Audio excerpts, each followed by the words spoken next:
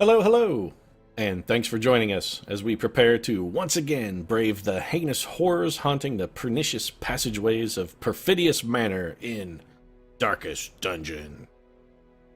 Our last trip into the dungeon went reasonably well.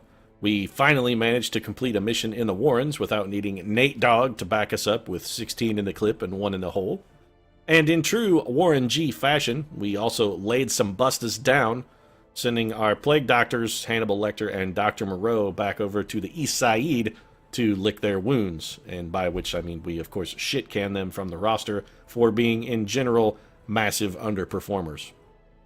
That does, of course, still leave us a few G's short of a full crew, however, so I think before we head back into the dungeon to once again start regulating, we should probably slip on over to the stagecoach here and see if there are any promising shorties waiting to get jumped into the gang. So let's take a look.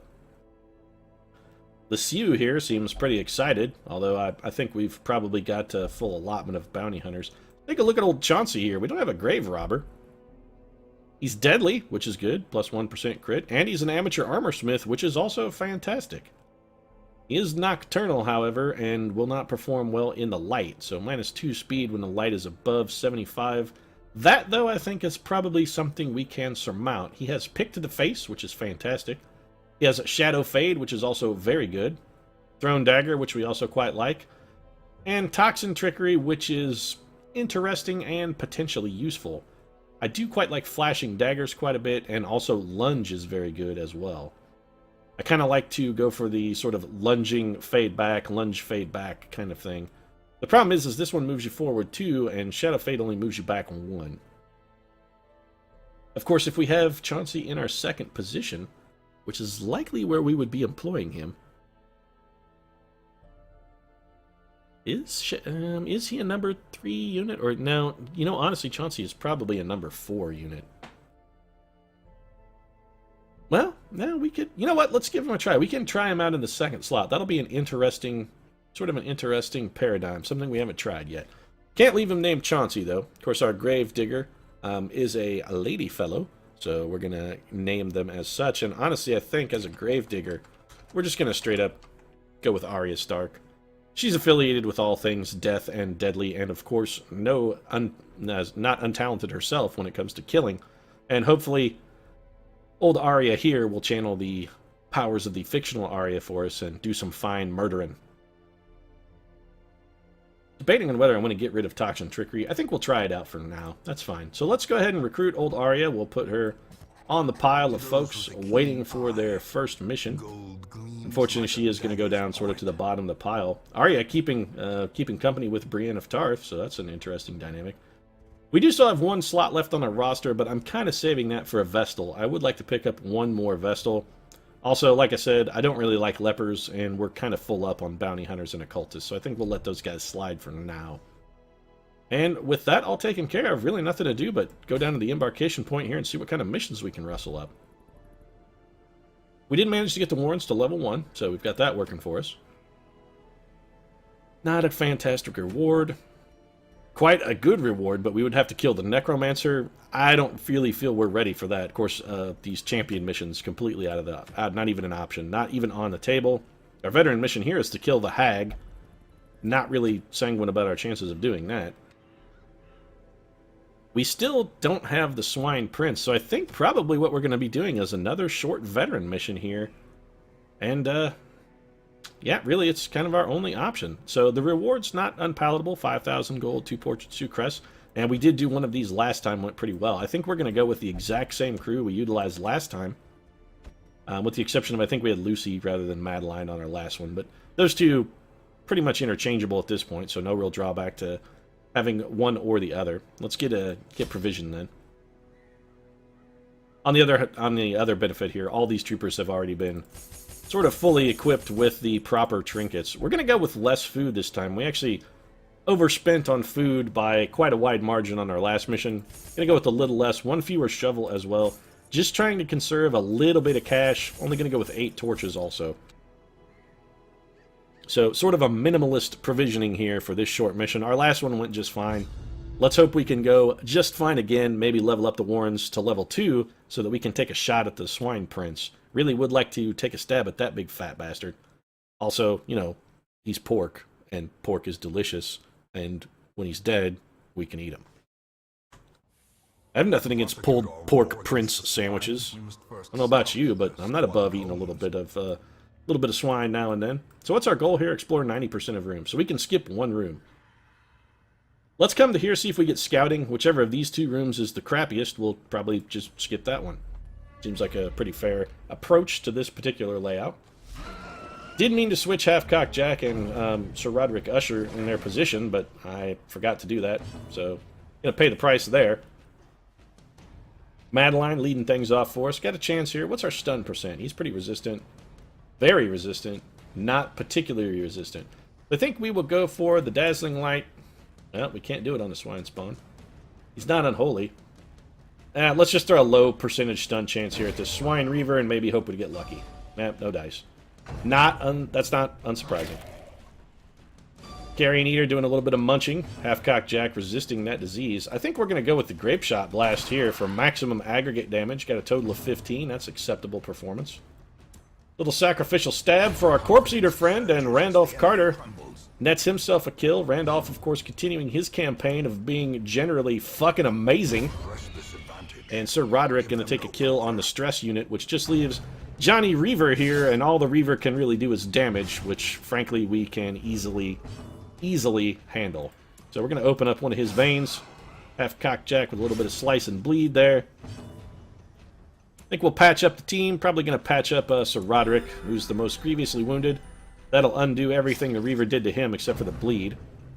Taking a butcher's cut at Randy. That's unfortunate. Randolph also bleeding now. That's kind of a drawback. I think what we'll do is have Randolph heal himself. So, Physician, heal thyself if you would. Not as much as we had hoped, but probably enough to at least counter the bleed. We'll then have Sir Roderick beat down the Reaver. And that's going to close it out for us. Alright, so before we move, let's get our order normalized here. We want old Half-Cock Jack in the front for us, ready to deliver some massive point-blank shot damage. And we'll continue along. I can't help but notice that Randolph and Sir Roderick are leaving quite a messy blood trail, and we cannot afford to lose Sir Roderick because when it comes to treasure, that man is a golden god. Alright, so we're fighting at least once either way we go here. We have traps either way we go. So if we're going to have to fight once these are exactly the same. No path is proving to be better than the other path. Huh, they both have 2 loot chances, 1 trap, and 1 fight. Very interesting. Alright then. 2 stress from Sir Roderick there, because apparently he's terrified of doors? Not exactly sure how that worked out. I'm tempted to give... You know what? I'm more than tempted. I'm actually going to have Randolph eat some of that food. Little concerned here. We are going to burn a torch as well. And then I guess we'll just go this way. I don't really see any compelling reason why not. What are you? You are an Eldritch Altar. Well, let's try a torch. Oh, hey. It did something. 15% extra crit for Randolph Carter. That's actually quite a huge boost. Alright, so we sort of randomly got lucky there. And what's our light level at? 82. No need for a torch then. Our chance for surprise is already as good as it's going to get, and we did not get that surprise. Randolph fortunately resisting that move, which is good. Why don't you shoot a bitch in the face? So Half-Cock Jack definitively shooting a bitch right in the fucking face. I'd really like to go for a kill here, but I think the heal on Randolph is definitively more important. We really need to keep Randolph alive. He is one of our powerhouse heavy hitters. We can't afford to sacrifice him. So Roderick, however, going to take a little bit of beating for the team. That's fine. He's used to it. He knows how to take a punch. If there's one thing we know that he knows, it is how to take a punch. I think we're going to go for the Sacrificial Stab on Mr. Gladiator. Straight up kill for Randolph Carter. A little bit of blood. So Roderick a little bit troubled by the amount of blood coming out of him, and I gotta say, that's an opinion I share. I, too, am a little troubled by the amount of blood coming out of our friendly friend there. Half-Cock Jack not messing about, going straight up for the dodge. Huge critical from Sir Randy. Man, Randolph Carter really is an amazing murdering machine. He really is quite a beast. In addition to the treasure that you get with him, he also brings the fucking damage as well. Not fatal damage for our gladiator friend. Fortunately, we've got Roderick ready to back him up with a little bit of smite, and that's going to close the door on those folks. Hey, we even found a bandage. That was lucky. And that's going to patch up Sir Roderick's bleed. So, nicely done, Rod. Into this room where we should find a whopping nothing. Yep, there we go. More scouting. That's good. We're going to have a fight in that room with certainty. I'm okay with that. Pick up an extra torch here. That's good. So Sir Roderick grabs us an extra torch. We are going to have a trap here on the floor. We will let Half-Cock Jack deal with that. Badly. This is how he's going to deal with that specifically. Oh, that's kind of a thick bleed. With a singular purpose. That's, yeah, that's not necessarily good. So Half-Cock Jack bleeding profusely. It's like the guy's got Ebola from the eyes and mouth there. That's unfortunate. All of his soft tissues bleeding at a quite prolific rate. Looks like it's over now. We are going to be in a fight here. What the hell are you? A hulking swinitar. I do not like the looks of that gentleman at all, and neither did Half-Cock Jack. Holy shit, was that a blow? Did you see that? My goodness me, 43 damage. That was amazing work. Madeline unable to resist the pull and allure of the Enchantress. That's unfortunate. We really have got to get a better heal on Half-Cocked. Half-Cocked is pretty bunged up there. An 11-point heal. Fantastic output there. We're going to go for the Divine Comfort. Little party healing from Madeline Usher. Well, let's see. Ah, we've almost killed him before he ever even got to swing. The Hulking Swinitar down to 10 damage. Hulking backhand, and he falls to the rear of the pack. That's a very interesting attack. Fortunately, Grape Shot Blast is still going to be able to hit him. Did not get the KO. That's a bit of a drawback. We could kill him with Sir Randy, and Sir Randolph is actually in a... You know what? That's probably Randy's best bit, given his position. So, Randolph getting the KO. Perhaps the turning point. Randolph Carter does not know the meaning of the word failure, folks. He is a chronic madman. He simply cannot succeed. I mean, he cannot not succeed. You know what I mean. He doesn't fail, is sort of what I'm getting at, and the worst possible way to arrange those words. Nice of that Eldritch to push our friend back to the back where she needs to be. Randolph, or Roderick there, going to go with a little bit of J'accusation, and we're going to open this Enchantress's vein. I'd prefer to not be pushed about anymore. Arguably, the smart move there would have been to go for the swine, because he had not yet taken his action, but that all worked out since he missed puking anyway. Loot so far has not been fantastic, but the portraits are quite useful. What are you? A sacrificial stone. Let's throw a torch on it. It didn't do anything. Do we want to have anybody muss with this? I really am... You know what? Sure. Alright, so no more God-fearing for Randolph Carter. He no longer gives a fucking flying shit about the gods. Randolph Carter quickly, I guess, being converted to atheism. Right there before our eyes, folks. The man has abandoned his long-held beliefs in the elder abominations that lurk beyond the moon. Seems an odd thing for him to give up, because he has seen those abominations firsthand. So it seems like belief should be easy for him, but faith is a fickle mistress. Another torch for us, which is good, because we've just been throwing them at altars and shit. We are hungry, but still have an abundant food, so not a problem there. And we'll continue our march to victory. I am going to burn a torch or two here, probably two. Yep, let's go ahead and max our light level. We are going to have a fight in this room, so we want to go in with as much light as possible, maximize our surprise chance. Nothing terrifyingly bad here, just some corpse eaters, swine spawn. I gotta assume this is gonna kill one straight up. Yep. Half-Cocked Jack drawing first blood with a fantastic blow. Let's rain a little judgment on the spawn. 9 damage, fine output from Madeline Usher, and a self-heal of 4. It's facial stabbing for Randolph Carter. And Randy, with surprisingly, came up short. Unusual for old Randolph Carter to fail at any task he sets his hand to, but that's okay, because Half-Cocked Jack is there to pick up the slack. Gums of Debilitation is just a stress attack, which is okay. Madeline, relatively good position stress-wise. And she's going to get a little bit of that back, I feel, by taking a kill on his Corpse Eater. She did indeed. Facial stabbing? Facial stabbing. That guy's one hit from death. We are going to have... Sir Roderick Inspiring Cry himself for a little bit of cheap stress relief. I had a feeling that Half-Cocked Jack was going to go before the Swine Marcher, which is why I was willing to gamble on not taking the kill. And that worked out just fine. Overconfidence is a slow and insidious killer. So let's throw a key at this chest here. Hidden compartment. That's going to get us some heirlooms. Yep, and a little cash, which we kind of need. Not fantastic amounts of cash, of course, but at this point we can't really afford to be too finicky. More scouting, and I gotta say, we're finding a lot of room battles in between rooms here. Kind of an unfortunate number of them. Need to get Half-Cocked Jack back in front so we can get that easy free kill. Well, last time we did this, we threw a torch on this thing and got rid of a quirk. Let's try it again. Yeah, that's fine. To sacrifice the gods demand blood. We got a plus 15 crit. We really should have given that to Half-Cocked Jack. But now that we know if we use a torch on those, we get a bonus every time, we can sort of, in the future, take advantage of that. A little bit of surprise there. I also am surprised that we surprised them. Our light level was not exactly maxed.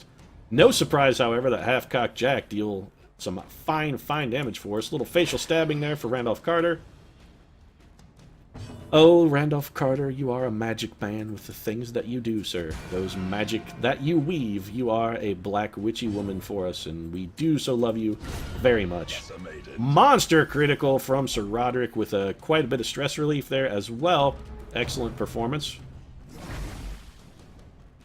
Swine, of course, can't hold his liquor. A bit too much to drink last night at the Monsters Ball.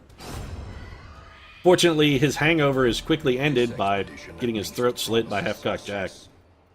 You know, they say the hair of the dog that bit you is the best cure for a hangover, but you know what cures one invariably? If some bandit comes up and just cuts your fucking throat, yeah, hangover is going to be the least of your worries when that happens. It really is the perfect cure. More perfect even than, you know, Robert Smith and the Cure. Next room. No fight here. Gonna scout again. Alright, so we're getting a lot of scouting here, and it looks like that's going to be it for combat for the rest of the way, so who wants to dig through the giant cart full of corpses? Randy, that seems like your kind of job, really. Dinner cart, nothing but rotting bodies. That's fine. We didn't really expect to find much else in a giant pile of rotting bodies other than a giant pile of rotting bodies. So we're just going to have a bit of a snack. Apparently our team was sort of inspired to have dinner by the giant corpse pile in a wagon. And I gotta say, that's an odd thing to find appetizing, guys. That, beginning to wonder if maybe these repeated trips through the dungeon haven't kind of affected you in what is, frankly, a quite negative manner. If that kind of thing, you find it appetizing, that's problematic.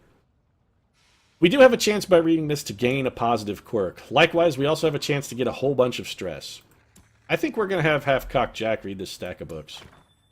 Oh, Half-Cocked Jack gets a bonus. Alright, excellent. He's now a Ruins Explorer, which I believe is bonus scouting chance, right? Yep, plus 20 scouting in Ruins. Alright, fantastic. Onwards, then. We have a trap here. We'll have... Man, Half-Cocked Jack going 0 for 2 with the traps, and I'm beginning to wonder if trap hunting may not necessarily be Jack's bit. He seems more like just a kind of dyed-in-the-wool killer to me than necessarily any kind of roguish trapsman. We'll burn our last torch. Might as well eat this food, because, hey, why the hell not? We're bailing on this dungeon anyway. Mission complete. So off we go. Fantastically successful, and once again, we have braved the depths of the Warrens and come out better than when we went in. These veteran missions proving to be quite profitable for us in both a heirloom and cash standpoint, as well as valuable EXP for our troopers. And we have a couple, oh yes indeed, several of our guys bumping up to Resolve rank 4. Outstanding. Roderick Usher gets hard skinned, which is good as a tank, plus 5 protection, very useful for Roderick. Minus 5 max hit points, soft for Half-Cocked Jack. He did kind of have a soft spot for the ladies, so, you know, maybe there's something to that. Demonomania. So Randolph Carter suddenly is God-fearing, no longer, or rather now once again believes in God. I don't remember exactly how that worked. He lost some kind of God-related trait. But now believes that he's possessed by demons. Then again, he is Randolph Carter. It's actually, I mean, is it paranoia if you are really being, everyone really is out to get you? Or is demonomania really a thing if you actually are possessed by demons? I gotta say, it could go either way with Randolph Carter. You might legitimately be possessed. Hatred of Beasts is fantastic. Just extra damage and extra stress resist against beasts. A Blutomania. Madeline Usher now obsessed with cleanliness, but a Warren's adventurer. So she gains less stress in the Warrens. That's not really that desirable, honestly. The stress resistance abilities, they're nice because they're, I mean, not a negative quirk, but they're not really particularly wonderful either. Barely whispered aloud by decent folk. So Lucy, making her way out of the sanitarium once again now, available for missions. Very pleased about the level 4 reaching for Roderick, Halfcock Jack, and Randy. That's excellent. We need to get one of our clerics up to level 4 too, so that we can sort of maintain the A-team team structure. And at 20,000 gold, I have to assume that a goodly portion of that next time is probably going to be going towards upgrades. We do want to take a look at our stagecoach very quickly. Still really kind of want a Vestal, guys. Sorry, some of you look promising. I wouldn't mind picking up another Jester. I do like Jesters, but afraid I'm going to have to take a pass. Check out our Blacksmith very quickly, see if we can upgrade. Armor Smithing, not yet available for upgrade. That's fine. We won't be able to get to rank 4 there. Hold off on that. What about our guild? We do have some rank 4 troopers now, so we've got to start looking into upgrading both our instructors. I think probably that's what our next portraits will go for. We'll upgrade our instructor mastery to get us up to rank 4 skills so that we can upgrade our rank 4 troopers, but no real upgrades that are kind of striking my eye. Anybody really desperate need of stress relief? Deckard definitively needs stress relief. What will you do, Deckard? You will only gamble. Well, we can probably afford to send Deckard on a little gambling excursion, so let's do that.